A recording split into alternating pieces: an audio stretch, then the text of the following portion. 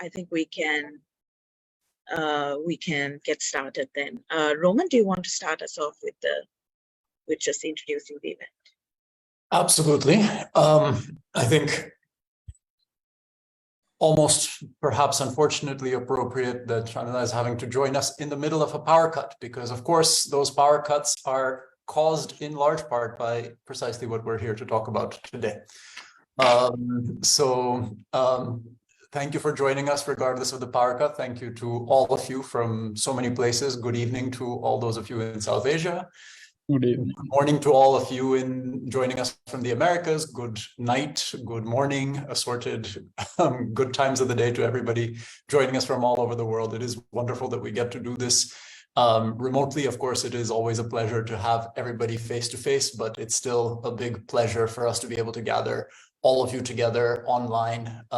Definitely, I think, an advantage to those of us who dream of a more interconnected world, and especially an interconnected South Asia, that regardless of the craziness of our borders and governments and everything else, we can still do this.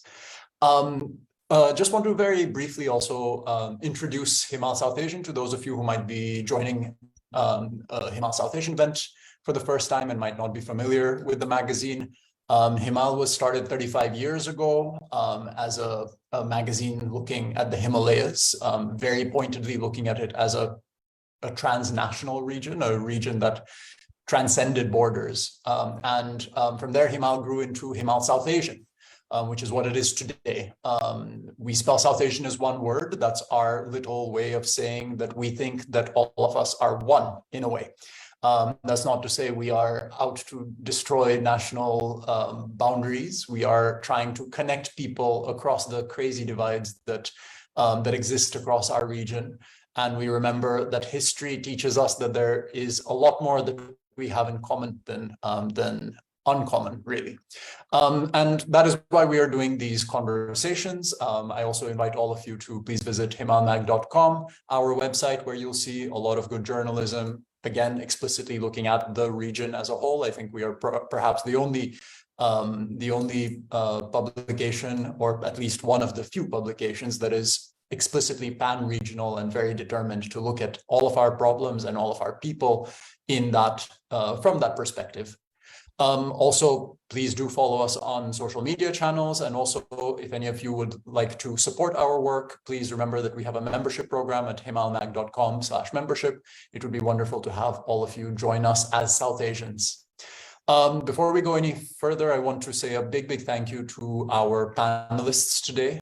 An especially big thank you to Jayati for agreeing to moderate, but also to all of our very distinguished panelists.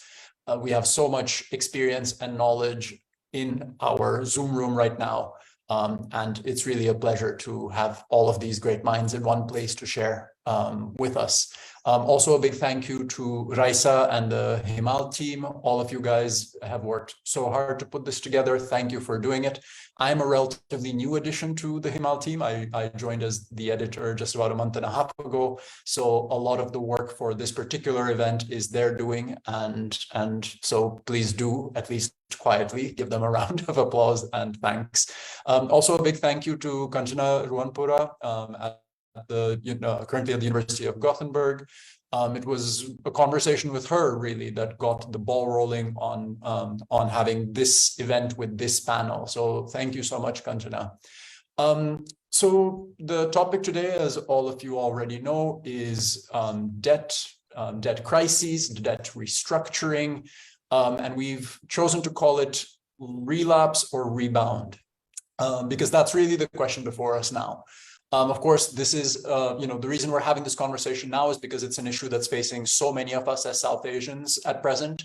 The biggest story in all of this right now, of course, is Sri Lanka in negotiations to restructure its debt, explicitly as a path to an IMF loan and bailout. And of course, with all of that, a deep and desperate economic crisis. We see the crisis expressed very often in debt, in sums of money owed, but I think we should all also keep in mind that there is a very, very human cost to this. Just assorted facts and figures from last year, at least.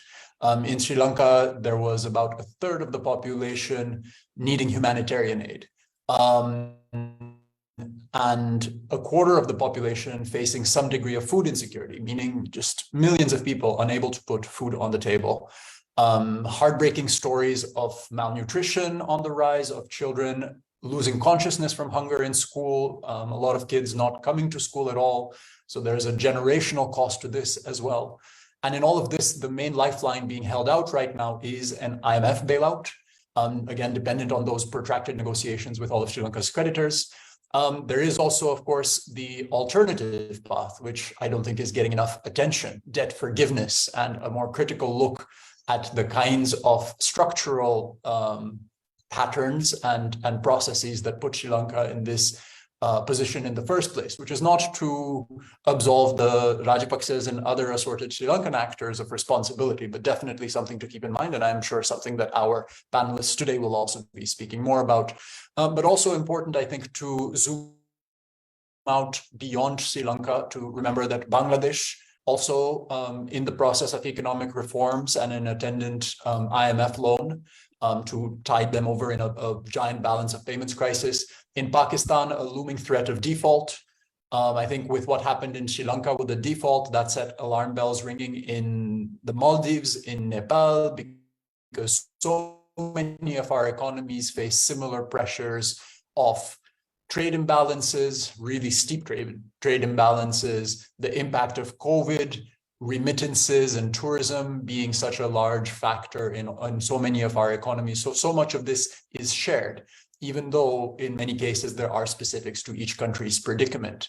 And of course, the threat everywhere is the kind of human suffering, as in Sri Lanka. I think that, again, important for us to remember that these are much, much more than just facts and figures.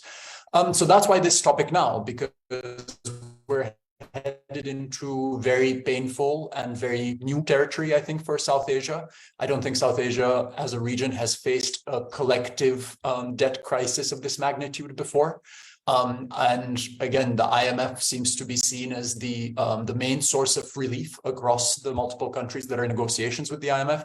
But of course, we know from past experience from places such as very prominently Latin America, the kind of long-term pain that IMF loans and the structural adjustments typically attached to those loans can have. Of course, there are the demands for loan forgiveness, and there is an entire tradition of thinking and activism that backs that path out of the crisis, but that is being sidelined. So in all of this, I guess the questions are, how did we get here? What's in store? What do we do? We need to resolve this. We need to limit the human suffering as much as possible, but what can we do in terms of our understanding? What can we do as citizens of our individual countries? But what can we also do as South Asians? Where does solidarity come into play? What can we teach each other? What can we learn from each other? And what can we learn from the rest of the world? Because at the end of the day, with all the debt restructuring, structural reforms, bailouts, all of this has to be a path for us to rebound rather than relapse. And we have really an incredible selection of panelists to tell us how best we can get there. So I'll stop there. I will hand over to Raisa so that she can introduce each of our panelists. But once again, thank you to all of you for joining, and a special thank you to all of our panelists for being here today. Thanks, Roman. So before I kick off, just a quick overview of the structure we're going to take for this discussion. So for about an hour, we'll have the moderator interacting with the panelists. And after that, we'll have about half an hour for Q&A from the audience. So if anybody who's listening either on Zoom or on Facebook has a question that they want to ask the panelists, please drop your question either in the chat box for Zoom or in the comments on Facebook, if that's where you're watching it. And we'll convey to the moderator for the Q&A session. I'm now just going to quickly introduce all the panelists and the moderator. We're very fortunate to have Jayati Ghosh, who is a professor of economics at the University of Massachusetts Amherst and a member of the UN Secretary General's High-Level Advisory Board on Effective Multilateralism, who is going to be moderating the session today. And our panelists include Naomi Hossain, who's a research professor, with a specialization in development politics at the Accountability Research Center. And she'll be talking about Bangladesh, but also we'll have a bit of a cross-border perspective because of her work on food and fuel protests. We have Ahilan Kadirgama, who is a senior lecturer at the University of Jaffna, who will be talking about the Sri Lankan perspective. We also have Chamila Tushari, who is the program coordinator with the Dabindu Collective, who will be talking about Sri Lanka as well, and specifically the role of the free trade zone workers. And we have Vishmi Varnachapa, who will be from the Asia Flow Wage Alliance, who will be helping us with translation. And from Pakistan, we have Farooq Tariq, who is a leader of the Pakistan Kisan Rabita Committee. Thank you so much to everyone who's joined us today, and I'll just hand over to Jayati now to take the discussion forward. Thank you so much, Raisa, and thank you, Roman, for that really excellent introduction to the issue. And I am also really excited to hear all these panelists, because I know that we are going to get a very interesting perspective from the ground of what is going on in our countries. I'm going to just ask each of you for some opening comments, but within this broad question, which is that this is not the first time that all of your countries are facing debt crises. In fact, all of you have been to the IMF multiple times. I think I was trying to remember a period when Pakistan has not been on an IMF program. And I think for Sri Lanka, it's what, the 17th now that is being negotiated? Bangladesh also at least 4 times in my knowledge. So these are countries that have been to the IMF many times. Why does this keep happening? What's the latest one about? Is it different from the earlier ones? Is it more due to external causes than the internal sort of cycles that these economies seem to be going through? And what is the current state? I mean, what's the current state of, we know that in many countries it's still being negotiated. Certainly in Sri Lanka, it is being negotiated. I think in Pakistan, the government has just announced that they will go and agree to all conditions. And anything you say, we are willing to sign on. They just announced yesterday, which seems interesting. And I know many eyebrows were raised at why Bangladesh even went to the IMF this time, because you don't have such an immediate crisis. So maybe I can just begin by asking all of you, what's the current context? And I'm going to begin with Ahilan, because I know that he's due for a power cut very shortly. So while we can still see you, Ahilan, we're going to ask you to start off. And if you want to also add a little bit specifically about Sri Lanka, you and I both signed a statement. 182 economists globally signed a statement saying that you have to write off some of this debt. And you can't go in for the terrible conditions that are typically associated with the IMF loan. So how do you feel about how that particular statement has been received, whether it is seen as valid, what's going on there? Also, why is Sri Lanka's negotiation for debt so complicated? Is it because of the private creditors? What's going on there? Yeah, thank you, Jayati, and many thanks to the Himal team for organizing this event. Yes, I think this statement, which has gotten a lot of attention, and I've also endorsed it in the local newspapers here, it's created an opening, because until now, over the last 12 months, in my view, Sri Lankans have been told a big lie. They've been told that, once we go to the IMF, it's the magic bullet, all our problems would be solved. So let's just, take the bitter medicine and move forward. Actually, we have been implementing the IMF's recommendations for the last 9 months, I would say since March 2022. And since then, we are seeing the consequences. Last year, our economy has probably contracted by 10%, a tenth of our economy. And we are seeing the devastation. Food inflation hit almost 90% because all the devaluation of the rupee from 200 rupees to $1 to 360 was transferred to the consumers. There was no thinking about how people are going to feel this. Businesses are collapsing because our interest rates went from 6% to 0.5%, the central bank's policy rate, which means even small businesses, livelihoods are in disarray. And I think that is the context for the tremendous suffering. And as Roman rightly pointed out, we are going to lose a generation. In a way, the IMF agreement, though this is the 17th, it's different this time because they really have a stranglehold over us. Because we, for the first time in our history, we've defaulted on our debt, and they hold all the cards in terms of normalizing our international relations, particularly in relation to our finances. So I think that's why it's different. You know, I would say that this particular crisis has been long in the making. From the late 1970s, in 1977, 78, Sri Lanka was the first country in South Asia to go through liberalization. And that came with two IMF agreements in late 1977 and 1978, what we call structural adjustment policies. In Sri Lanka, they're commonly called open economy reforms, or globally, the neoliberal turn.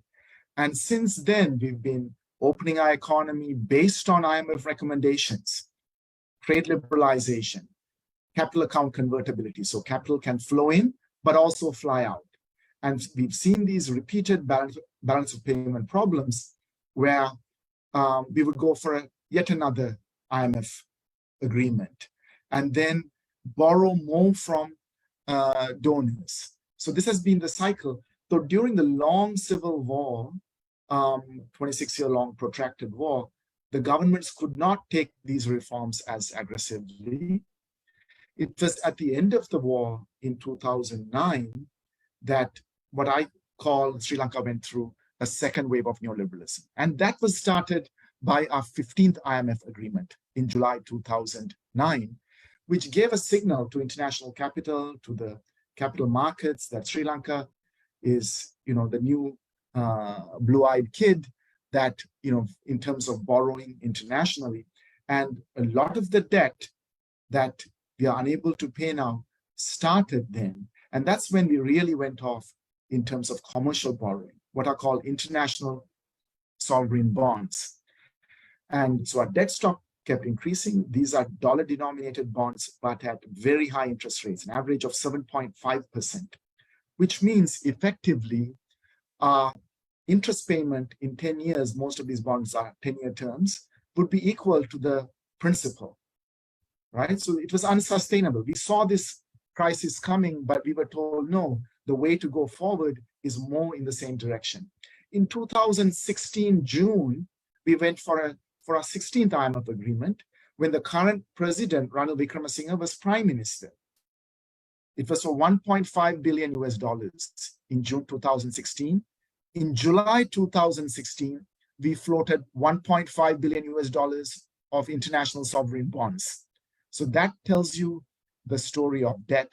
We were encouraged by the IMF to go in this direction. We were encouraged by the World Bank, which had projects to expand our Sri Lankan capital markets, our stock exchange.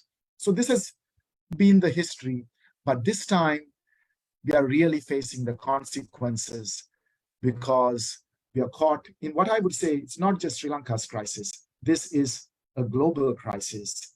And we are possibly in the cusp, in my view, of a global shift. Now, which direction that's going to take is the big question. Thank you, Jayati. You're muted, Jayati. So sorry. Yes, that was fascinating, Ahilan. And I think you're absolutely right that Sri Lanka is really the canary in the coal mine for the global debt crisis that so many other countries in Africa we've seen happening now, in Ghana, in Ethiopia, and a bunch of other countries following very similar trajectory, that they went for these global borrowing in the bond market and are paying the consequences now. But I want to pick up on something you said about food prices and the 90% inflation in food.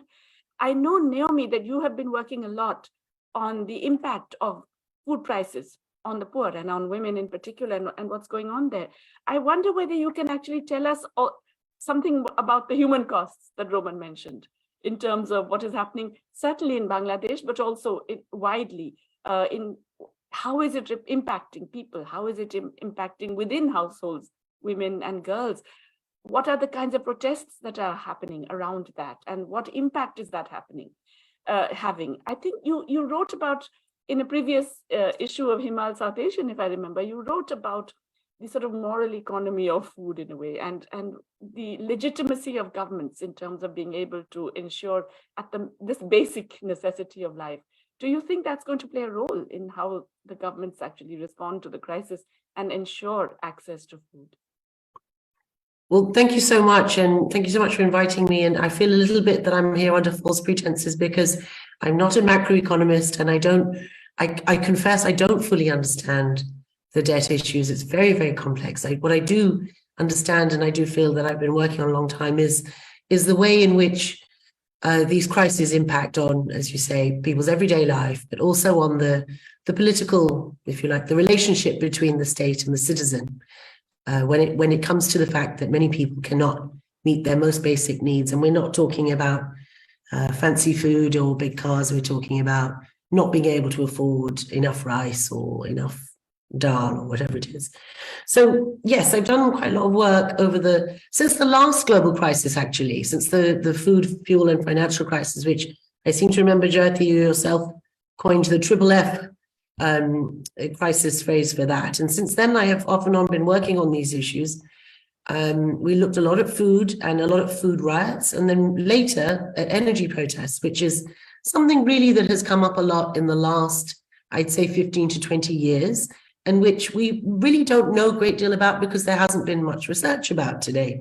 And yet we saw in the last year, in 2022, I did a piece of work for the Friedrich Ebert Stiftung, just published, and I'll put the link in the chat if I can, to the report, a study of the food and energy protests of 2022, which it is very striking, I think, probably unprecedented numbers in world history of protests, certainly of those recorded. We found more than 12,500 protests, and these were not, we were quite narrowly defined what we selected as a food protest or an energy protest, and 12,500 around the world in 148 countries. Now, South Asian countries were at the very top of the list. Of the top 25 countries, and this may just be an artifact of population size, it's true, but of the top 25 countries, Pakistan, India, Nepal, Sri Lanka, and Bangladesh, in that order, had hundreds of protests. In Pakistan, over 1,000, 1,300 or something like that, about food and energy prices, cost of living, and also shortages, power cuts, load shedding, and this sort of thing. So people really struggling with the cost of food, but in particular the cost of energy. And if you look at the global energy price indices compared to the global food price indices, they rose so steeply in the wake of the invasion of Ukraine by Russia.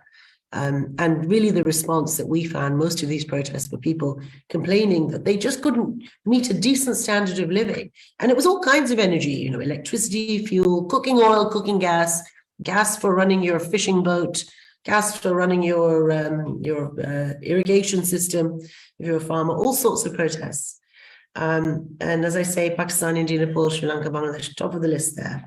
And one of the things that's so striking is that in this era where we hear a lot about political polarization, actually what we found was a great deal of commonality. And, unlike in 2008 with the previous triple F crisis, where it was mostly food and predominantly located in low-income countries, mostly in sub-Saharan Africa, these protests were found in all countries, all around, all kinds of regions, all levels of development, all types of political systems. So you had them in France and Germany, you had them in Bangladesh, you had them in all across the Middle East, of course. Lebanon had, in particular, a great many. And Central and South America, Ecuador, many other countries, Chile, had many of these protests. And some of these were very momentous. Governments were ousted, governments were unelected, and so on. What else was very common is the way people talk about these things. So, it's a moral issue because you cannot live a good life. You cannot live a decent life. And at the same time, what you see is that governments are cutting subsidies at the basic things that you seem to need. And I understand that there are very good economic and other arguments against, in particular, fossil fuel subsidies. But at the point of impact, this is really not top of your mind. This is really not the most important thing when you can no longer afford to get to work. So people feel this very strongly. They feel very strongly that governments, national governments, it's a global crisis. Many people know this, but they turn to national governments everywhere around the world, turn to national governments to say, okay, sure, partly this is Russia's fault, partly it's global economic stuff, but we expect you to protect us during this crisis, not to make it worse by cutting subsidies. The other thing that we hear a lot of across these protests is when governments fail to respond, we often hear that these turn from bread and butter issues, dal bhat issues, as we would say here, to political grievances. So it becomes a matter of our political elites are not listening to us, not responding to us, because there is collusion and because there is corruption. Now, as we know, many energy systems in particular are ripe with different kinds of bad practice and corruption. So this is not just popular discourse. There is some basis to this, very much so. And the final thing we find really is that when governments really don't act, and they can't often because they are constrained by institutions like the IMF and their conditionalities, those governments tend to lose some legitimacy. It becomes legitimate for people to protest, and most of them will face electoral challenges if they are multi-party systems, and other kinds of challenges if they are not. The costs are very high. You know, I haven't seen a great deal of impact evidence so far from this current crisis, but we know from 2008, 2011 and 12 how very bad it was. And, you know, it's one of those things that, especially now when people are not, especially I think about in Bangladesh, most people are not on the very, very brink of survival. They're living reasonably well, eating reasonably well. There's a lot you can do to cope. Coping strategies are something that the World Bank and other organizations are very keen to find out about.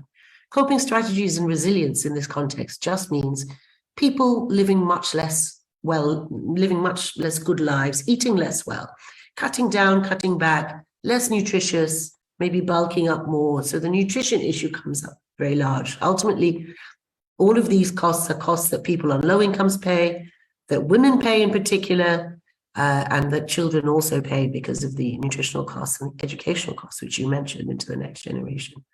I can go on for hours, but I'll stop there. Thank you so much, Naomi. That was actually, and I'm so happy you brought out, I think Ahilan also did, but you also brought out very sharply the distributional effect of what's going on here. Farooq, you know, you've been working with agricultural communities and you're associated with the Farmers Union. We know that as I said, Pakistan has just announced that it will do anything the IMF wants. But over the last year, it has already been cutting down on energy consumption, right? Because the IMF has told it to. And it has done a bunch of other measures which impact farmers in particular. So how difficult is it now for agricultural communities? Are they organizing? Yes, there are riots, perhaps, there are responses, but is there a way that they are mobilizing? Also, I mean, one of the things that also will impact certainly Sri Lanka and Bangladesh and India, but certainly has already impacted Pakistan, is climate change. And you've had massive floods. So I know that Pakistan has been asking for reparations for the flood damage that has been done, which again has not been forthcoming. Just wondering how central these kinds of responses should be when Pakistan does actually deal with the IMF. Okay. First, let me say that IMF word is very unpopular in Pakistan. It is there is no illusion that IMF can take Pakistan out of its present economic crisis. On the contrary, whosoever want to fulfill the conditionalities of IMF, they lose politically. So that's a positive aspect, that IMF has become a sort of a damaging aspect rather than a benefiting aspect for the governments.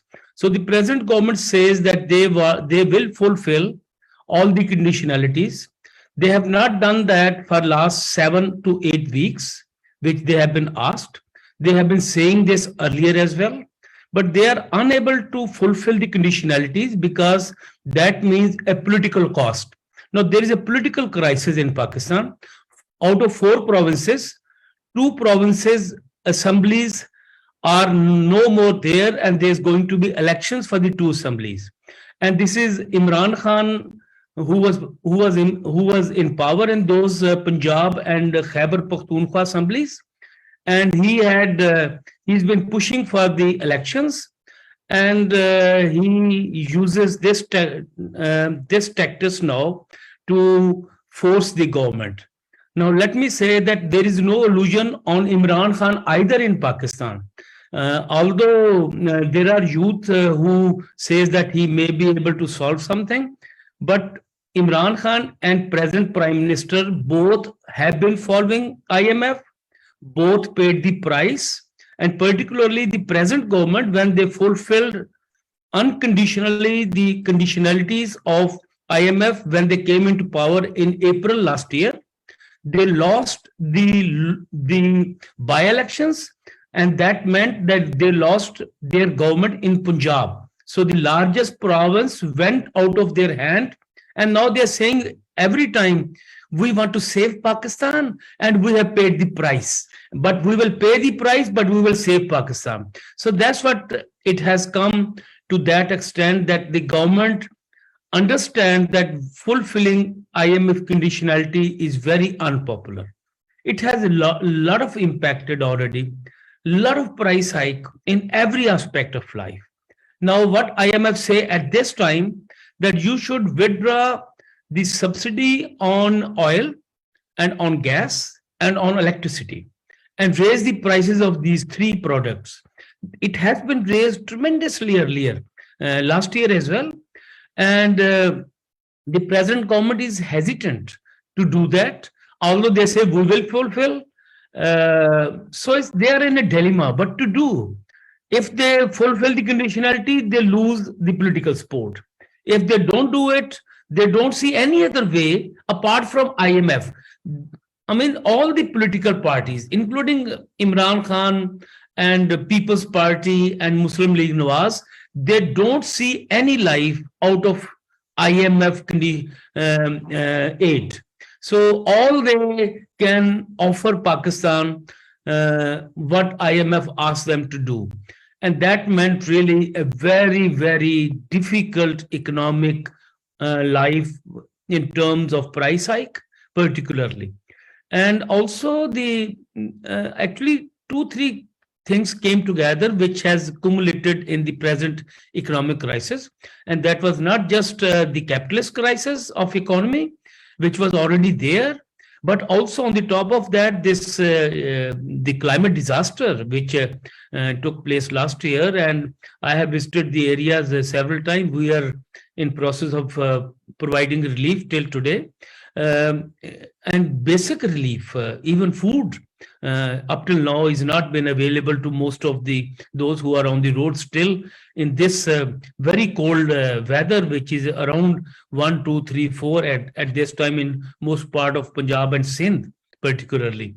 And so the climate disaster has made almost 33 million people impacted, and most of the roads, over 4,000 kilometers of roads were lost.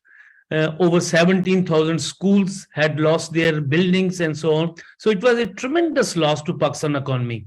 So I was at the COP27 in Sharm el-Sheikh, and we pushed hard for loss and damages and reparations. So there was some agreement on loss and damages, and recently in Geneva, about $10 billion has been promised to Pakistan. And as you know very well, promised, not implementation. Most of the promise are never implemented.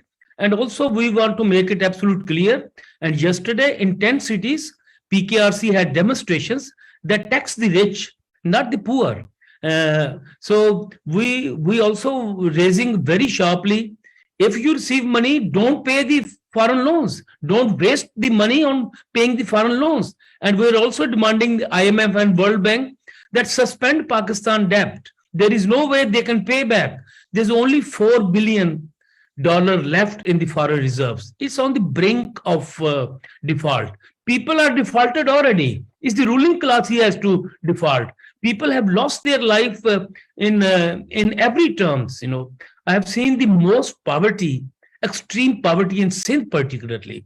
I can't really say in words the poverty I've seen. 2, 3, 4 things altogether, they have the total property of their life. Maybe one suitcase, maybe 1 or 2 charpais, 1 or 2 pottery, and that's all they have. And this is what Pakistan ordinary people's life at present time is. So I would end here by saying that it's a very difficult for the ruling class, for the government to implement conditionalities, but they see no other way apart from implementing it. So it's a dilemma for them, and let's see how far they can go in implementing it. This is both devastating and fascinating, your account. And yes, I think you've given a very graphic picture of the kind of suffering, and we've heard that also from Naomi and Ahilan. But I think you've also raised a very important point about alternatives, and I'm going to come back to you all about this, about the ideas, the lack of imagination that we seem to have in terms of addressing this particular crisis, that just go to the IMF, and the IMF also has no imagination, also tells you to do the same thing. But I want to go to Chamila. Chamila, I know you're sitting in darkness. Thank you so much for joining us despite that. And I want to ask you about what's going on specifically with women workers in the export processing zones, because I know you've been working with them. I've had a visitor just recently from Colombo who was telling me the other day, I mean, she's from the elite, but she said, the situation is back to normal in Colombo.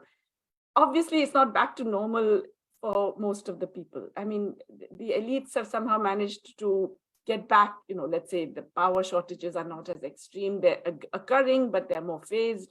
The absolute lack of availability of fuel has been dealt with. So there's some degree of normality. But there is obviously an ongoing human crisis.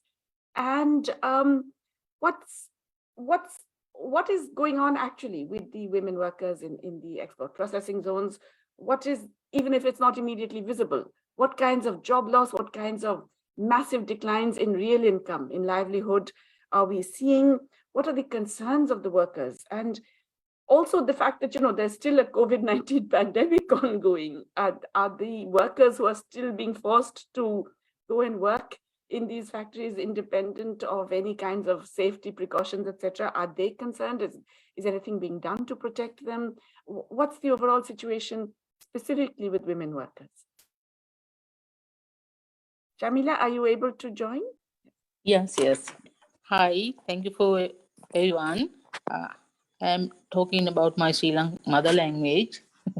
So, මම හිතනවා ඉතාමත්ම අමාරු අවස්ථාවක් රටේ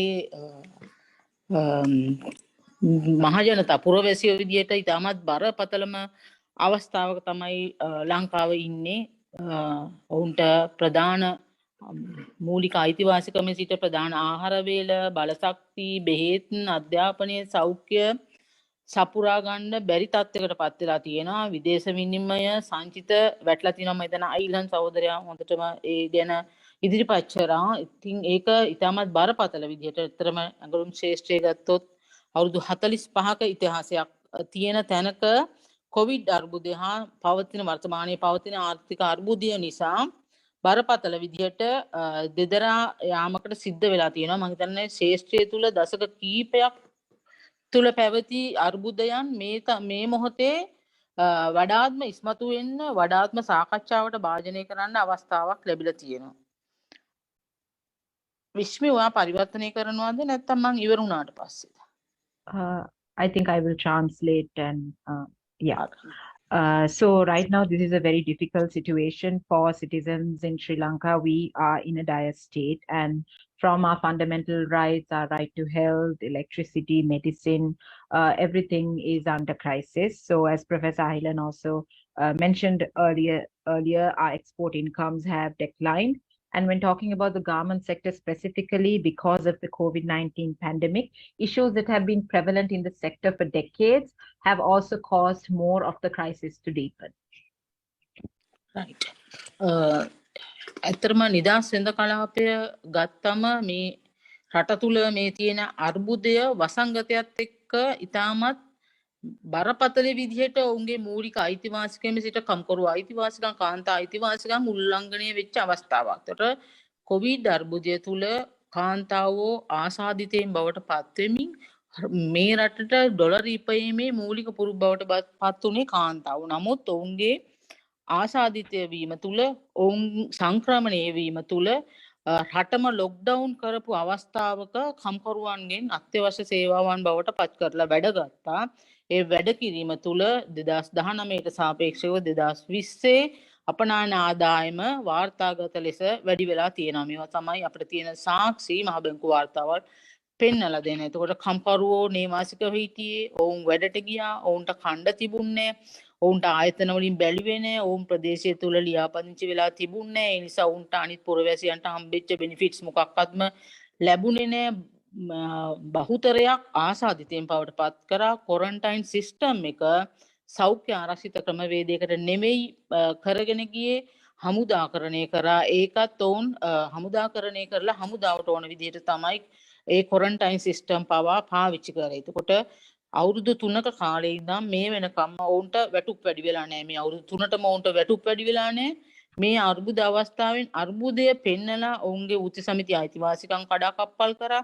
වැටුප් වැඩි කරේ නැහැ. ෆැක්ටරි වැහුවා. ඔවුන් පිළිබඳ සුපරීක්ෂණයක් නියාමනයක් මේ මොහොතේ සිද්ධ වෙන්නේ නැහැ. ඉතින් ඒ නිසා මේ බාහිර ණය වලට තිරසාර විසඳුමක් සොයනවා වෙනුවට සාමාන්‍ය ජනතාවට මම නියෝජනය කරන්නේ මේ රටේ පහළම පන්තිය මම නියෝජනය කරන්නේ ඒ ඔවුන්ගේ සංවර්ධනයට බාධාවල් වෙන විදියට වැඩ සිද්ධ කරලා තියෙනවා. ඉතින් ඒ නිසාම මේ දේශගුණික විපර්යාසය, මේ වසංගතය, මේ මොහොත වෙද්දී මේ සුළු මධ්‍ය ව්‍යාපාරය කඩා දාලා තියෙනවා, වක්‍ර බදු වැඩි කරලා තියෙනවා. එතකොට cost of living එක 300කින් මේ මොහොතේ වැඩි වෙලා තියෙනවා. ඉතින් මේ නිසා ඉතාමත් බරපතල විදියට නිදහස් වෙන කලාප සේවිකාවෝ, සේවකයෝ, කම්කරුවෝ ඔවුන්ගේ මූලික දේවල් පවා දිනකට ගත යුතු ආහාර වේල් 3න් මේ මොහොත වෙද්දි ගන්න එකයි. ඒ නිසාම අපිට ඩාබිඳු විදිහට අපි අවුරුදු 38ක් මේ ශාස්ත්‍රය තුල වැඩ කරනවා. නමුත් අපිට අලුත් ක්‍රමවිදි විකල්ප හොයන්න සිද්ධ වෙලා තියෙනවා. මොවුන්ගේ ජීවන තත්ත්වය ජීවත් වීමට අවශ්‍ය ප්‍රතිපාදන සම්පාදනය කිරීම සඳහා අපිට community kitchen වගේ දේවල් පවා කරන්න සිද්ධ වෙලා තියෙනවා. Ishmi. Yeah. So when considering the situation within the free trade zone with the pandemic, the crisis worsened the labor rights of workers overall and the women workers specifically within the zones. So workers were at risk, and under lockdown, women workers were in the context where the garment sector was considered as an essential sector in the country.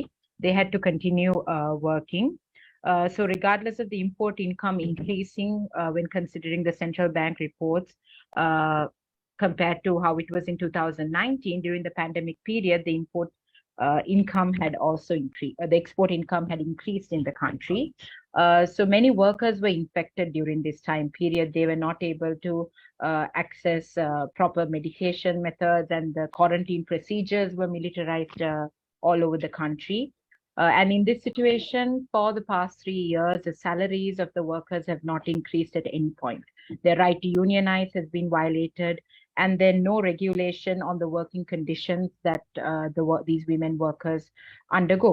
I represent the lowest level of the country, and in these crisis situations, they've been severely affected. Small and medium enterprises have been suffering. The tax on these citizens have increased. And also, this has all overall affected the situation of free trade zone workers. And it has come to the point where from 3 meals a day, it has dropped to the point where they just have 1 meal a day. So we have to find alternate methods to help these workers find other income streams. And we had to implement things like community kitchens to support these workers in the meantime to help them get out of this crisis. ඒ වගේම මේ මොහොත වෙද්දී කර්මාන්තය සමහර factory වහලා දාලා තියෙනවා. ප්‍රධාන පෙළේ top 10 බ්‍රෑන්ඩ්ස් ලට සප්ලයි කරන ආයතන වහලා දාලා තියෙනවා. කම්කරුවෝ සතියකට දවස් 4යි වැඩ කරන්නේ.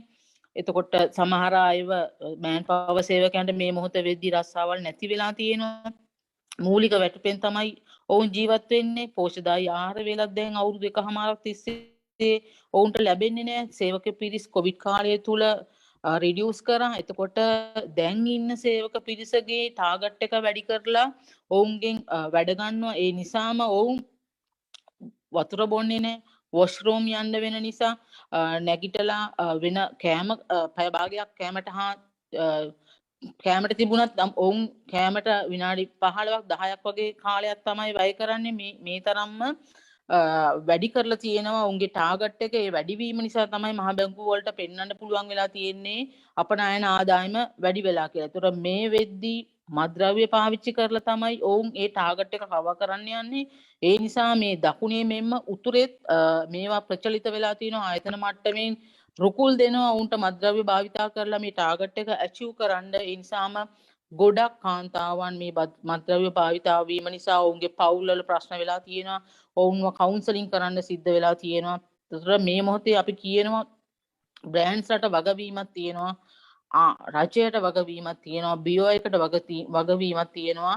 මේ මොහොතේ කම්කරු වෙනුවෙන් පෙනී සිටින්න ඔවුන්ට අඩුම තරමේ මේ අවුරුදු 3 තුල වැටුප් වැඩි නොවීම නිසා ඔවුන්ගේ වැටුප් කප්පාදු කරපු නිසා ඔවුන්ට ඔවුන්ගේ මූලික අත්‍යවශ්‍ය කාරණාවන් ඉෂ්ට කරගන්න බැරි වෙලා තියෙනවා. ඒ නිසා අයවැය සහන දීමනාවක් බඩු මල්ලක් හෝ දෙන්න මේ රජය උනන්දු වෙලා නැහැ. ඔවුන් මේ රටේ නියමුවන් හා මේ රටේ කොදුනාරටිය විදියට සැලකුවට මේ මොහොතේ ඔවුන් අතහැරලා දාලා තියෙනවා. ඔවුන් වෙනුවෙන් වගවීමක් සිද්ධ වෙන්නේ නැහැ. ඉතින් ඒ නිසා කියනවා බ්‍රෑන්ඩ්ස්ලට මේ වෙනුවෙන් වග වෙන්න. බ්‍රෑන්ඩ්ස්ලට මේ ඇඳුම් යන්නේ ආසියාවෙන් තමයි බහුතරයක් මේ ඇඳුම් මහන්නේ. මේ දුප්පත්ම කොටස මේ ආසියාවේ ඉන්න.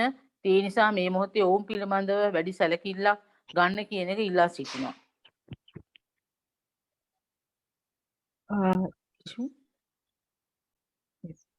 So most of these factories, they have closed over this time period because of the impact of the crisis. And these factories produce for top brands around the world.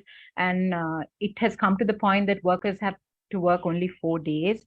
And most of the manpower workers have lost their jobs. And because they have had to reduce the workforce, that means the remaining workers have a higher target to cover when it comes to covering their production targets.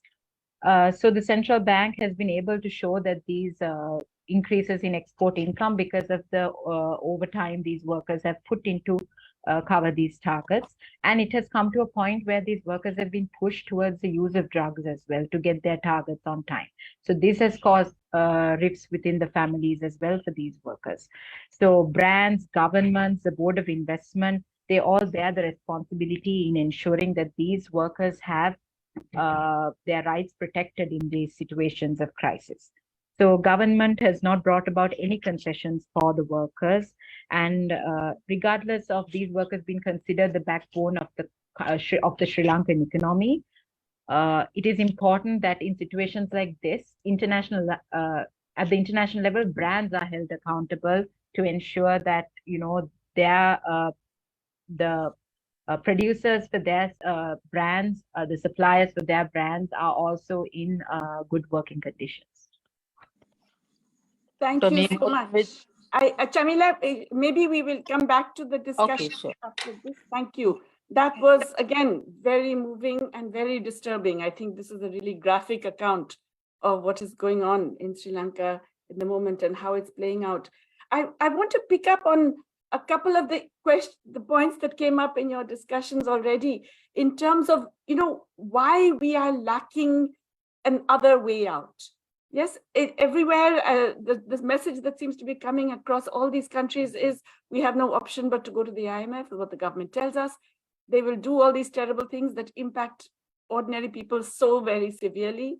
And the people can only protest at the specific impacts, but they can't put forward an alternative program. This is actually picking up on a point that has already come up in the chat. I think Ashish Magu has said it would be great if speakers can talk about specific policy recommendations for combating the crisis.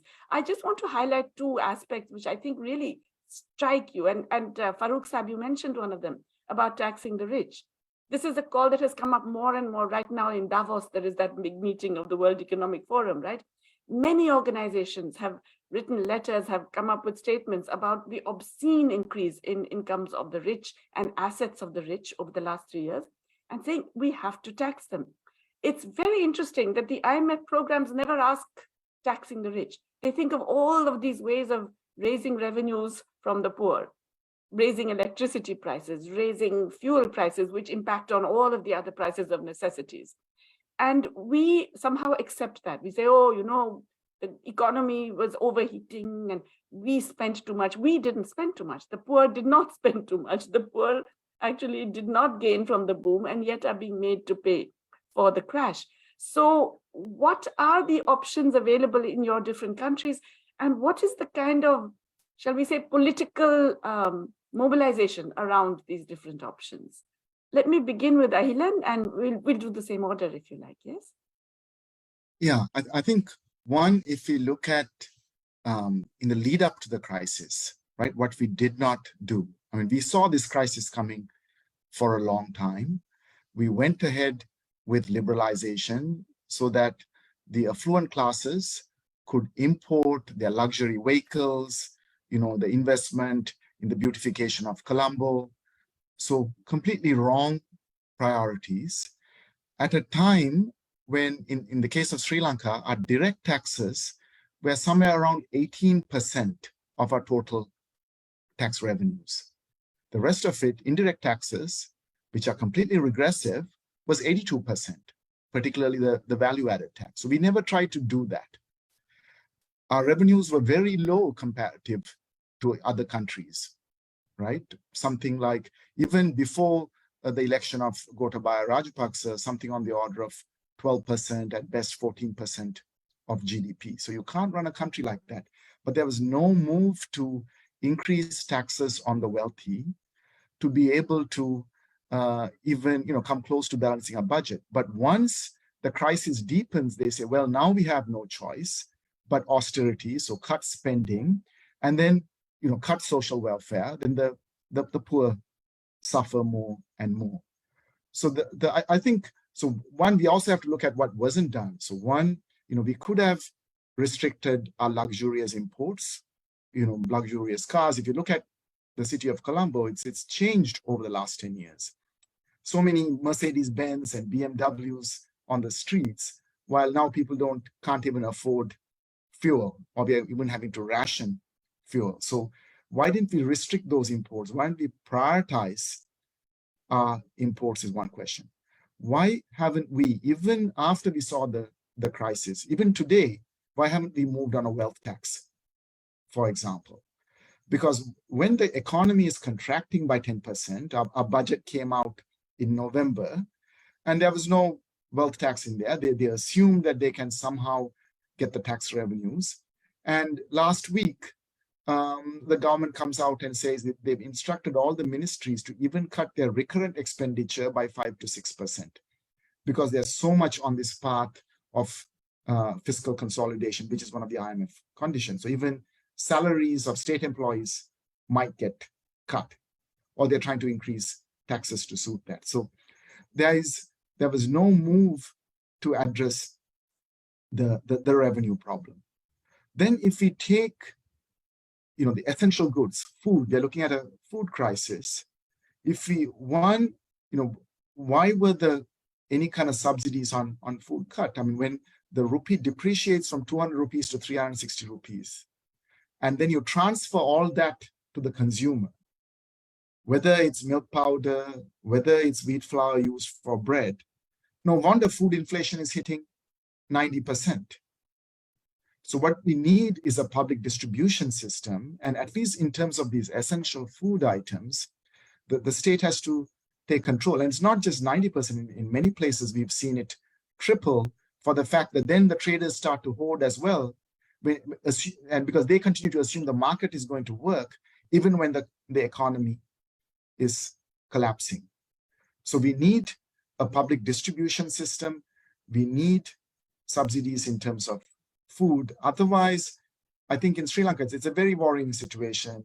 We are looking at possibly a famine over the next year or two if we don't address this very seriously. So even farmers who produce have stopped producing for the reason that they might as well hold on to their cash to be able to buy food, because everything is so volatile. There's no subsidy even for the petrol or the diesel they need to plow their fields. Small fishermen, they need kerosene oil, but the price of kerosene oil has quadrupled from a year ago. So a lot of the things that Naomi said about the energy price hikes, we are seeing that very much here in Sri Lanka. Sri Lanka is, we've had this sort of great boon that 99% of our country has, people have connectivity to the electricity grid. But now already electricity prices have doubled. It's possibly going to rise up further. And in a few years, a lot of the people probably may not be connected to the electricity grid again. So this backward movement in the name of, taking our economy forward is really worrying. Thank you. This is a powerful indictment, but what is also, I think, very powerful in what you say is that this is not a necessary tragedy. You could have avoided it till now. You can still take a different route. You can still avoid cutting down on these essential services, raising the price of essential goods, and you can tax the rich to generate the money you need, cut the inessential imports, is basically what you're saying. There is another part of this, and I think it's also come up in a question, that why, in fact, are we insisting that the entire debt has to be repaid in full? And this was a point that was made in the Sri Lankan statement on debt that you mentioned, and both of us have signed. But it's something that Farooq Saab has also talked about. And I think it's implicit in what Naomi and Chamila are saying. These are debts taken on, not in good faith. We can talk about corruption and so on, certainly. But the point is that they were not given in good faith either. That is to say, those involved in providing the credit knew full well that there were risks associated with this, particularly the private bondholders. And they charged a much higher interest rate precisely because they were seen as more risky. Now, when you are charging a higher interest rate, you can't then say, well, I'm not going, because it's risky, then you can't say, I'm not going to accept that risk. I'm not going to agree to, a haircut or a reduction in that debt. Debt restructuring happens, debt write-offs happen all the time in capitalist systems. They're happening in the United States and UK as we speak. They're happening in India. Every year in India, trillions of rupees get written off of private corporate debt. But it's never talked about because it's just kind of standard practice. When it comes to government, suddenly everybody gets very uptight and says, no way we can reduce the debt. Farooq Saab, I want to ask you, you mentioned this thing about debt. I don't want to call it debt forgiveness. I think it is just straightforward debt restructuring, which happens all the time, as I said, in capitalist systems. But yes, there is a different moral case also for debt reduction in Sri Lanka, in Pakistan, because of your climate crisis, because of the catastrophe you have already experienced. For private debtors, there is actually a possibility of saying force majeure, events beyond my control, and therefore I can't repay. That is not extended to sovereign debtors. Sovereign governments are not allowed that leeway that, oh my God, there was this catastrophe which was beyond our control. So force majeure, we don't have to repay the debt in full. How would you respond to that?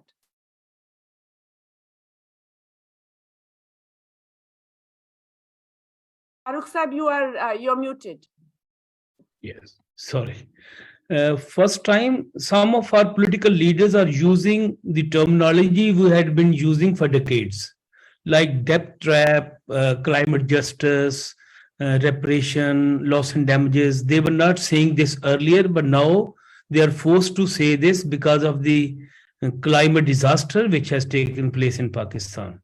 And we are happy with that, but issue is that in whole South Asia, apart from Nepal, to some extent, all the political governments and the opposition are committed to new liberal agenda.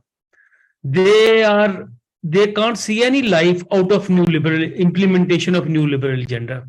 So it's the government, it's the opposition, both. It's not just one. They're just using this. So it's a political question. And there's a right-wing wave across South Asia. There's a right-wing government committed to IMF and World Bank.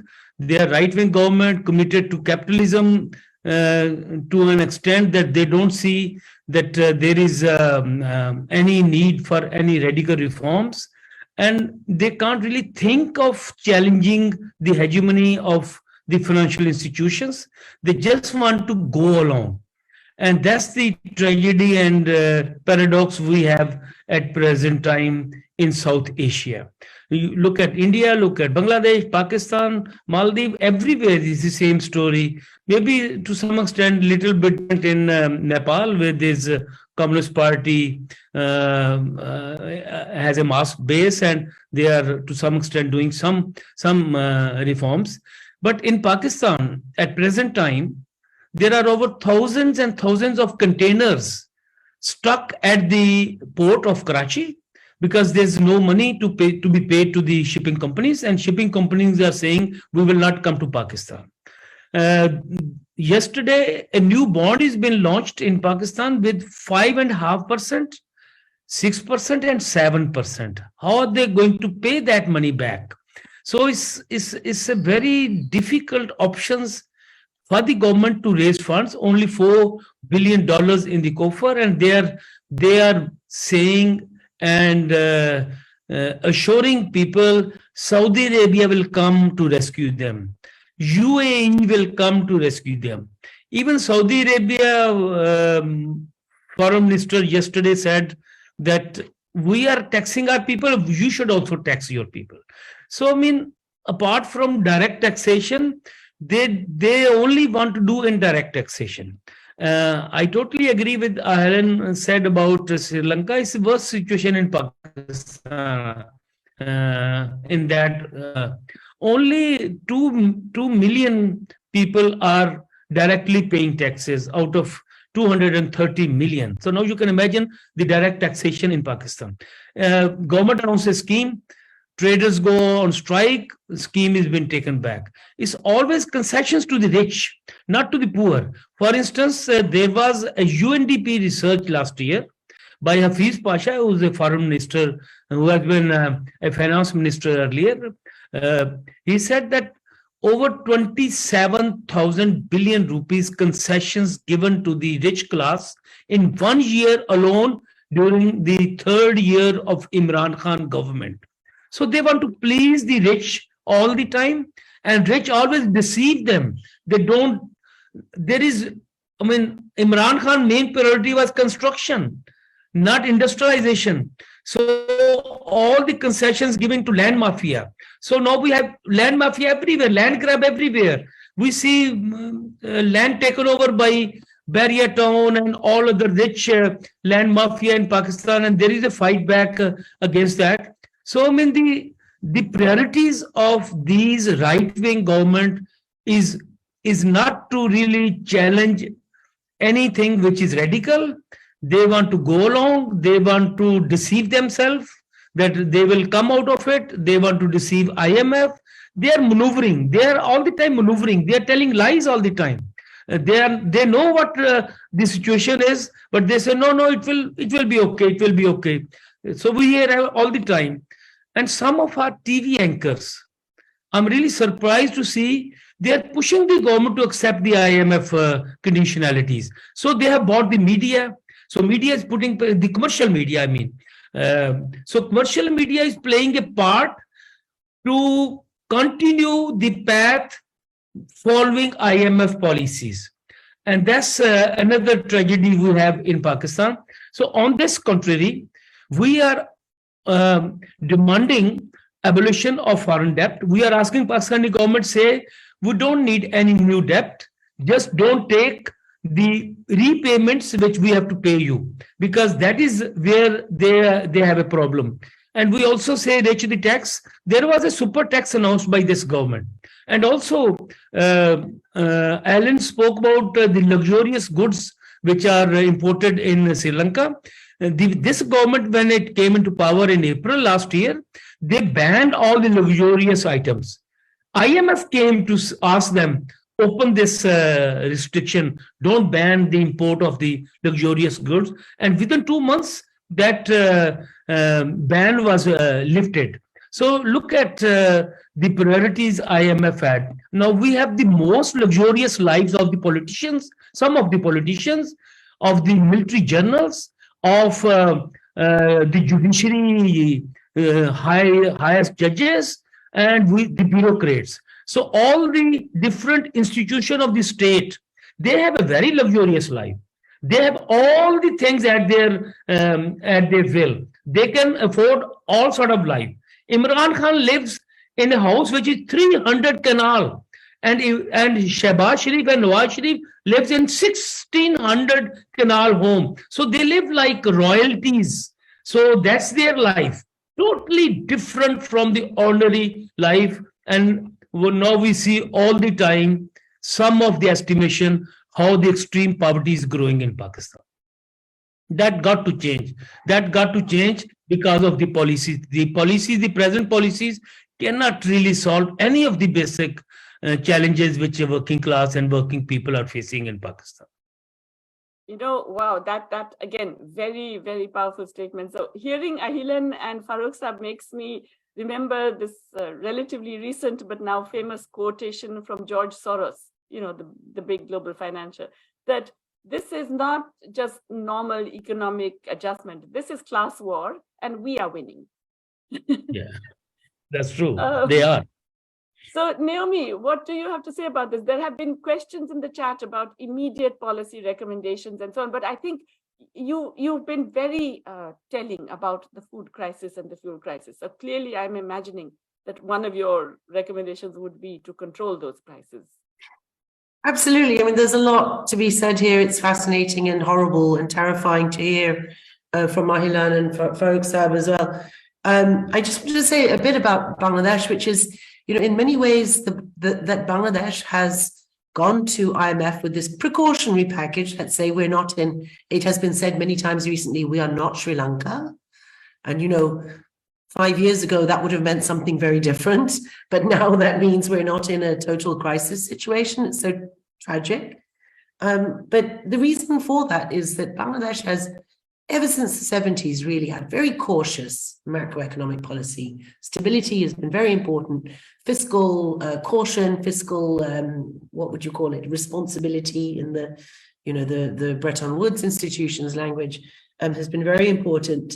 And still, I think Bangladesh has a relatively low debt ratio, even though that's risen very fast in the last few years. And like in other major South Asian countries and cities, construction is a big thing here. The city of Dhaka, at least, is almost unrecognizable for me. But, you know, when it comes to immediate policy recommendations, there's a couple of things. Now, one is the immediate thing that you can't do now, which is when countries have these crises, and we are all, I think the reason I say Bangladesh is so important in this case is that it shows you what, even when you have been very fiscally responsible, relatively speaking, even when you have obeyed all of the prescriptions of the World Bank and the IMF, apart from a few on fossil subsidies and banking regulations and so on, even then you can be plunged into massive economic crisis, because that is what the global economy does to countries that are dependent on the global economy, countries like Bangladesh. And so then I think the question is, why do we need to have all of these subsidies, which are also in contradiction, if you like, to other kinds of justices that people are seeking, climate justice, for instance, energy justice, just transitions, and so on. All of these justices are battling in a way with each other. And for me, the really big thing is that you have these subsidy programs and packages because you don't have alternative kinds of social welfare systems. And that's also important because a lot of these subsidies are not very pro-poor. They're actually quite pro-rich. They're actually quite pro-rich. Somebody said to me in Dhaka the other day, you know, helicopters have become so expensive recently. And I was like, oh, is that right? Helicopters have become expensive. So see, the rich are really suffering because they can't afford helicopters anymore. So this is something to keep in mind when we think about fossil fuel subsidies in particular. Nevertheless, what Aylan said, I think, is very important. We must find ways of decommodifying the basics of everyday life. Can we do those in ways that are not hugely damaging to the environment? And I say this with what I think of as Dhaka disease. I can barely breathe. The air pollution is so bad here right now. These are the costs of unregulated economic growth, if you like. But we must find ways of decommodifying the basics of life so that people can live the lives that that they think are good lives in their own context, eat the food that they want to eat, live the way they want to live, without these crises coming. The last thing I was going to say, just very quickly, on the World Bank and the IMF and so on. You know, the World Bank and the IMF, in the organization I work in, the Accountability Research Center, and one of my colleagues, Rachel Nadelman, does a lot of work on this issue. They have these rules. They've come in quite recently on citizen engagement, citizen participation in policy programs. Now, maybe it's a little bit of a talk shop, but it seems to me that when the IMF makes these prescriptions, like cutting fossil fuel subsidies, they don't actually go around asking many of the citizens what that should be about, what should happen. And relatedly, when therefore citizens take to the streets and governments sometimes call out the tanks or the police, as happened in many countries, over 100 protesters were killed last year protesting exactly these issues, possibly many more, in fact, actually. I don't think the numbers are very good on that.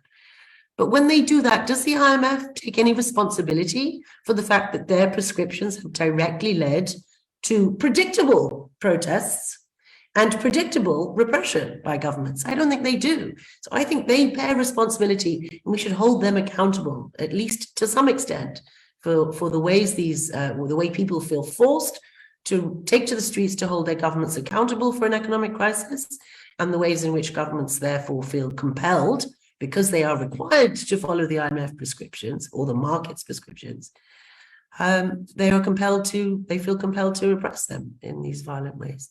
I'll stop there. You know, so much of what you said, Naomi, resonates so strongly, and it is so effective. You're absolutely right.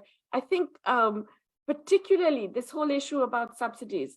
Yes, fossil fuel subsidies are not good. Most of them actually go to production rather than to the ultimate recipient. In fact, prices of fuel in India, Bangladesh, Sri Lanka are among the highest in the world. They're so much cheaper in the United States, for example.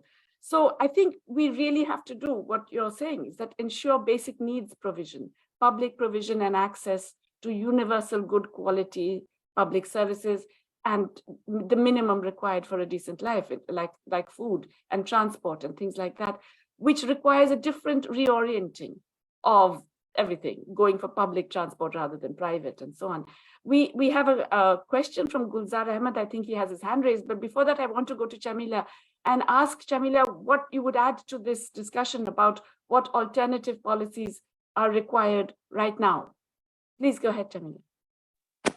ඔව් දැන් අපි ලංකාව dollar බිලියන 50ක් විතර මේ මොහොතේ ණය වෙලා තියෙනවා. නමුත් මේ මොහොතේ අපිට අවශ්‍යයි ඒකට බාහිර ණය සම්බන්ධයෙන් වන තිරසාර විසඳුමක්. අනිත් එක තමයි මේ අපි ඉන්දියාවෙන් චීනෙන් ඒ වගේ ණය අරගත්තට අපේ ලංකාවේ පෞද්ගලික මට්ටමින් අරගෙන තියෙන ණය වැඩි 40ක් විතර වගේ අපිට තියෙන පෞද්ගලික මට්ටමින් ගත්ත ණය. ඒතකොට කිසිදු අවස්ථාවක මේ මොහොතේ රට මේ ආර්ථික සමාජ හා මේ දේශපාලන වශයෙන් කඩාවැටලා තියෙන මේ මොහොතේ රට හොයන්නේ නැහැ මේ වලට ස්ථිරසාර විසඳුම්. මේ වංචා දූෂණය කරපු ආණ්ඩු වලට තමයි අවුරුදු 74ක් තිස්සේ කරපු ආණ්ඩු වලට තමයි මේ නැවතවරක් IMF හරහා ණය දෙන්න උත්සාහ ගන්න. එතකොට ඒ ණය දීම තුලම සිද්ධ කරන්නේ තව සහයක් දක්වනවා මේ රටේ ඉන්න පාලකයන්ට තවත් වංචා දූෂණ කරන්න. ඒ නිසා මේ සියලු බර දරන්නේ මේ ලංකාවේ මේ රටට විදේශ විනිමය උපයන්න හා මේ රටේ ජනගහනයෙන් 52ක් වගේ ඉන්න කාන්තාවෝ තමයි මේ බර දරන්න සිද්ධ වෙලා තියෙන්නේ. මේ කුස්සිය බර දරන්න සිද්ධ වෙලා තියෙන්නේ. ළමයින්ගේ අධ්‍යාපනයට, ළමයින්ගේ සෞඛ්‍යයට, ප්‍රවාහනයට යොදවන්න තියෙන වියදම් තමයි මේ ණය බර ධර්මින් කරන්නේ ඔවුන්. ඉතින් ඒ නිසා මේ සම්බන්ධයෙන් රට විදියට ප්‍රතිපත්ති සකස් කරන්න ඕනේ. ඒ වගේම තමයි ඇඟලුම් කර්මාන්තය විදිහට මේවා නියාමනය කරන්න, මේවා සුපරීක්ෂණය කරන ක්‍රමවේදයන් හොයන්න ඕනේ. ඒ වගේම තමයි ජාත්‍යන්තර සම්බන්ධතා තියෙනවා, ජාත්‍යන්තර සංවිධාන තියෙනවා, ILO කන්වෙන්ෂන් තියෙනවා. මේවා මේ මොහොතේ රට වෙනුවෙන් මැදිහත් වෙන්න ඕනේ. මේ කටයුතු පිළිබඳ සොයා බලන්න කම්කරුවන්ගේ රැකියා සුරක්ෂිතභාවය, රැකියා සංරක්ෂණ ක්‍රම පිළිබඳව සොයා බලන්න රජය හා වගකියුත්තම්, විශේෂයෙන් බ්‍රෑන්ඩ්ස් මේ මොහොතේ කොවිඩ් කාලේ ඔවුන්ගේ ඇනවුම් කැන්සල් කරන්න උත්සාහ ගත්තා. නමුත් අපි හිතනවා ඒකත් ඔවුන්ගේ වගවීමක් වෙනවා, රජයේ වගවීමක් වෙනවා. යටිතල පහසුකම් සපයලා ආයෝජකයෝ දිරිගන්නනවා වගේම කම්කරු දෙපාර්තමේන්තුව මේ මොහොතේ උත්සාහ ගන්නවා ලේබර් ලෙජිස්ලේෂන් කරන්න මේ මොහොතේ මේ වගේ දේවල් වලට යන්න එපා කම්කරුවන්ව රැක ගන්න ඕනේ මේ මොහොතේ මේ රටට ඉන්න එකම ඩොලර් ඉපයීමේ එකම දේ ඇඟලුම් කර්මාන්තය සංචාරක කර්මාන්තය කඩා වැටුණා තේ කර්මාන්තය කඩා වැටලා තියෙනවා සංක්‍රමණික සේවකීන්ගේ රැකියාව නැති වෙලා තියෙනවා ඒ නිසා මේ මොහොතේ මේ රටට එකම ගැලහුම්කාරය ඇඟලුම් ශ්‍රේෂ්ඨ ඒ නිසා උන්ගේ රැකියාවන් සුරක්ෂිතභාවය තහවුරු කරන ප්‍රතිපත්ති අනුගමනය කරන්න කියලා තමයි ඉල්ලා සිටින්නේ බොහොම ස්තුතියි. Thank you, Chamila. Vishmi? Yes. So right now, Sri Lanka is about $50 billion in debt, and this is basically the external debt, and mostly it's like loans taken from India and China. But accounting for this debt is also 40% of it is private from private lenders. So still we are not in a position to find a sustainable solution for this issue. So IMF is still providing loans to governments who have proved to be corrupt over and over again. So this action by IMF is also like a way of saying that they support these corrupt governments by continuing to provide them with loans regardless of what the situation is. This needs to so there needs to be measures in place to regulate laws, implement ILO conventions, and to protect workers' rights and ensure their job security, because we are continuing to be burdened by these increasing expenses, and most of the time it's the women who have to manage these household expenses that are burdened, where what they will spend for their child's education, everything they will have to forego to cover just the expenses to survive. So governments, brands have to be held accountable, because this is in a context where even during the pandemic, certain high-end brands tried to cancel orders that were supposed to come to Sri Lanka. So the infrastructure needs to develop to support the workers in the country. So there is also the effort, the decision on labor legislation, which they are trying to do, and this should something that should not be encouraged. All sectors in Sri Lanka have collapsed in this instance, which will bring foreign income to the country from the tourism sector, the plantation sector. So right now it's only the garment sector that is practically sort of bringing a large amount of foreign income to the country. So it's up to the government and the policy implementers to ensure that the job security of these workers representing these sectors are protected. Thank you very much, Vishmi. So, we have very little time left. I do see that Gulzar Ahmed has had his hand up for a while. Gulzar Sahab, can you very briefly state your question? Okay. I would like to know that I'm Dr. Gulzar Ahmed. I'm professor of psychology. I'm not an economist or a financial analyst. Anyhow, I'd like to say some deliberations on social, psychological issues for the improvement, or you can say some social interventions that we need to look into regarding the common region. I think most of the, you can say the speakers have indicated many problems and difficulties that are almost common in this region. So I would suggest that we need to develop some cooperation and coordination in trade and business amongst each other. This would be very much helpful in alleviating suffering, because sometimes we see that some commodities are very costly in one country while they are quite cheaper in another. So I think the mutual cooperation in trade and business would be very helpful. Number two, we need to you can say reduce political irritations that are prevailing in this region. This is very important. I think we can improve each other's socioeconomic status. Number three is that we must support during calamities, at least like floods and earthquakes. When one country is suffering, the other should support. I think this problem is also need to be addressed, I think. So further, I think that there should be negotiations and for developing mutual trust and support in agriculture, technology, and social development, and so that we can also do something in economic development to alleviate human sufferings. Thank you. Thank you very much, Gulzar Saab. And your call for solidarity is, I think, very well taken. What is also very clear and is emerging from this discussion is that we really need solidarity among the peoples, because we are all struggling against a common force. And I think the calls that have been made right now about accountability of the international financial institutions, in a sense, the culpability and the accountability is also a very strong and important comment. And I think there is a real strong case when we're talking about debt reduction for these institutions also to be involved in that debt reduction, because they were systematically involved in creating some of these problems. Okay, we have very little time. I'm actually going to request each of you for a kind of 1 minute last point that you want to make. And let's go the other way around now. Let's begin with Jamila, and then we go to Naomi, to Farooq Saab, Naomi, and then Ahilan at the end. So Jamila, if you would like to just have a final word.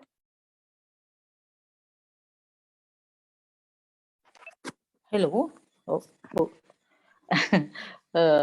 මම හිතන්නේ මේක ලංකාවේ මේ මොහොතේ මේ අර්බුදය ලක් වුණා මචං දකුණු ආසියාව විදිහට අපිට එකතු වෙලා වැඩ කරන්න සිද්ධ වෙයි හෙට අනිද්දා දැන්ට පාකිස්තානයේ බංග්ලාදේශ වගේම තමයි අනිකුත් දකුණු ආසියාතික රටවල් වලට මේ ප්‍රශ්නේ බලපානවා අපි ඇඟලුම් ශේෂ්ත්‍රය ගත්තම ආසියාවෙන් තමයි මේවා ලෝකෙට වැඩිපුරම මහන්නේ ඇමරිකාවට යුරෝපෙට ඉතින් ඒ නිසා ඉතාමත් දුප්පතුන් ඉන්නේ දුප්පතුන්ගේ කියන්නේ පවර්ටි ලයින් එකේ ඉන්න පිරිස තමයි මේ ඉන්නේ උන්ගේ ජීවන තත්ත්වය උසස් වෙලා නැහැ සංවර්ධනය වෙලා නැහැ මේ රටවල් ඉතින් ඒ නිසා දීර්ඝකාලීන වැඩපිළිවෙලක් සේවකයන්ගේ රැකියා තෘප්තිමත් භාවය පිළිබඳවන වැඩපිළිවෙලක් අපිට අවශ්‍යයි ඉතින් මම ස්තුතිවන්ත වෙනවා ඩාබුදු විදියට මේ අවස්ථාව අරගෙන දීලා කොහොමද මේ අර්බුදයෙන් අපි සාමූහික ප්‍රයත්නයකින් මේ අර්බුදයෙන් ගොඩ එන්නේ කියන එකට ඉස්සරහට අපිට වැඩ කටයුතු කරන්න හම්බ වෙයි කියනවා බොහොම ස්තුතියි මට මේ අවස්ථාව ලැබලා දුන්නාට. Thank you. Vishmi? Yes, so I think right now Sri Lanka, even though we are in this situation, as a whole, South Asia is overall getting affected with this crisis situation. So all the countries when you consider in the garment sector, South Asian countries produce for the Western world. So I think we all have to collectively move forward in finding a solution to these problems and to ensure job security and safe work conditions for our workers. So I want to thank you all for giving me this opportunity today to come with you all on this and sort of find a way to collectively move forward and discuss on this. Thank you. Thanks so much, Vishmi, also for the translation. Farooq Saab, you have to unmute. Yes. Okay, thank you. I think solidarity is very important among the South Asian, which has manifested in the past. And I would also demand an immediate calling of SAARC heads of state meeting, which is not taken place since 2014. Afterwards, if they meet, maybe some more discussion can take place of how they can help each other. And also I support demands and suggestions which Gulzar Ahmed just spoke about particularly opening of trade between India, Pakistan and other countries. And also I think that the main issue at present time is really climate challenge for South Asian country. And that has become one of the greatest challenges, and it was Pakistan, it could be India, Bangladesh in future, and that's where we have to put together all our energies to force the rich nations to pay loss and damages and reparations. There is no other way, and also cancellation of debt, and also taxing the rich, and so on. Thank you. Thank you very much, Farooq Saab. Naomi. Thank you. Yes, all of these complex issues all coming together. It's very much reminiscent of, for me, of 2008, 2010, 11, those crises, and it makes me feel like a strong sense of deja vu. Did we learn nothing? Did the financial institutions learn nothing? Did the Bretton Woods institutions learn nothing? One thing I've learned, I think, is really important in this discussion, and we see this a lot when we look at who is organizing protests that bring these, that hold governments accountable for these crises, and that is that organized labor has always been, historically, remains the main foundation really for progressive, people-oriented policies. And I think, hearing Chamila talk about the garments industry in Sri Lanka, see the same in Bangladesh, this is really, for me, got to be the foundation, got to be where a lot of the energies have to be invested. Thanks so much, Naomi. Hilen, you have the last word. Yeah, just want to make 2 points. One on debt restructuring, which you were talking about. Now, if you take, as I mentioned, if you take the case of Sri Lanka, particularly these international sovereign bonds, or what the bondholders have done over the last 15 years, with every 10-year bond, they've doubled the amount. The principal payment and the interest payment have been equal if you do the compound interest of 7.5% dollar-denominated bonds. It's high time we default and not pay them back, because they've already made their money, and now they're asking for another pound of flesh. They've already taken a pound of flesh and asking for another one. But if you look at what the IMF is doing, and actually a former IMF official, Peter Doyle, says that they have set the target for Sri Lanka to have a primary surplus by 2026, in 3 years' time, of 2.3%. Our whole economy is collapsing, and they want us to have a primary surplus of 2.3%. Why? So that then Sri Lanka will be able to pay back the bondholders. That's what they're concerned about. This IMF agreement is pushing Sri Lanka to pay back the bondholders regardless of the cost to the people. So that's point one. The second point I want to make is about, it's extremely important we have solidarity among our South Asian countries. But our South Asian elite, our government, this is not the age of the non-aligned movement even.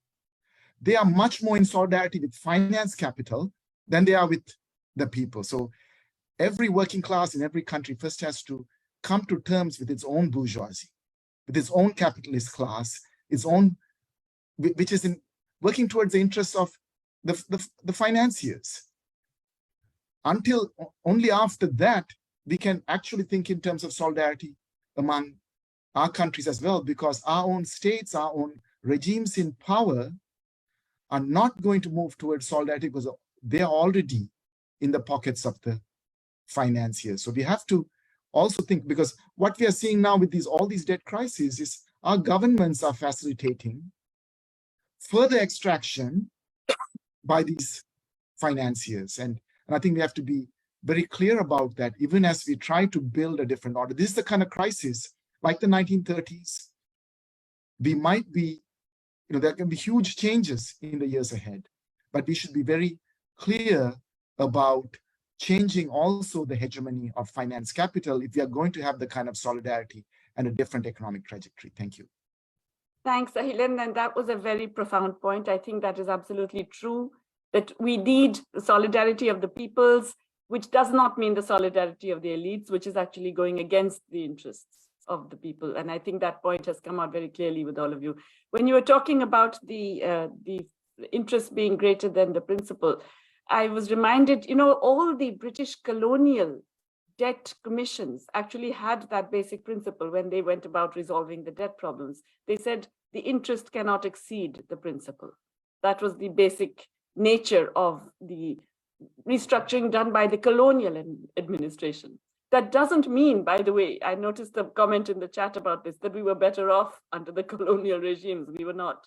But it does mean that we shouldn't replace that kind of colonization with the colonization by global finance, exactly as you have mentioned. This has been a really fascinating, illuminating, depressing discussion, but I think there has also come out a lot of recommendations for the way forward. So thank you all for this really intriguing and engaging conversation. And with that, I would like to hand it over back to Raisa and Roman. Jyoti, thank you so much once again, and thank you once more to all of our panelists for being so clear-eyed, so direct. I think really this is such important and I mean, the number of perspectives, I think both the similarities and the differences that you bring together, but I think in terms of developing a lens on what's happening to all of us right now, we couldn't have asked for better. So thank you to all of you. And especially thank you, Jayati, for keeping us on track, on time. We really appreciate it. Raisa, any last words before we close the session? Just a final thank you to everyone who joined us to listen, to all our speakers and our moderator, and do check out our work at himalmec.com. Thank you, everyone. Thank you. Bye-bye. Thank you to everyone. Thank you for joining us. Thank you. Bye-bye.